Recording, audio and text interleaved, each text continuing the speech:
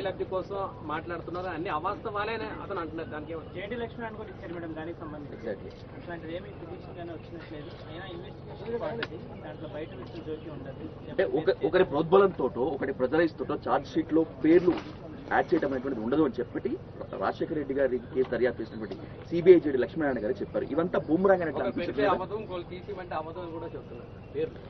ఇప్పుడు మీరు గమనించాల్సిన విషయం ఏమిటంటే జేడీ లక్ష్మీనారాయణ గారు ఇప్పుడు ఒక వేరే పార్టీ పెట్టుకున్న వాళ్ళు.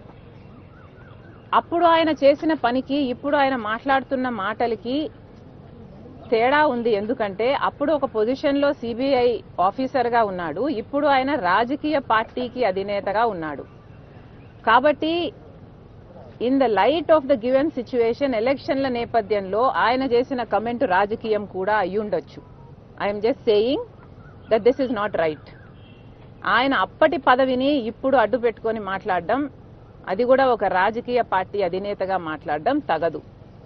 కనుక నేను పర్సనల్ గా I'm not going to give any value or credit to the statement he made.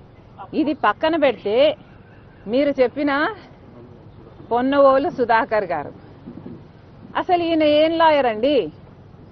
ఈయన ప్రత్యర్థి చేస్తున్న ఆరోపణ తప్పు అని నిరూపించాల్సింది పోయి నేను చేస్తున్నది ఆరోపణ, నేను చెప్తున్నది నిజము అని నేను చెప్పడమే కాకుండా ఆయన ప్రెస్ మీట్ పెట్టి ఆయనే భుజాలు తడుముకుంటూ నేను చెప్పింది నిజమని ఆయనే చెప్తున్నాడు.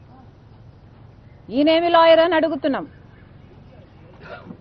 ఒక మహిళ అన్న సంస్కారం లేదు, మాట్లాడుతున్నది రాజశేఖర రెడ్డి గారి బిడ్డ గురించి అన్న సోయి లేదు, కాంగ్రెస్ పార్టీ అధ్యక్షురాలు గురించి అన్న స్పృహ లేదు. ఏకవచనముతో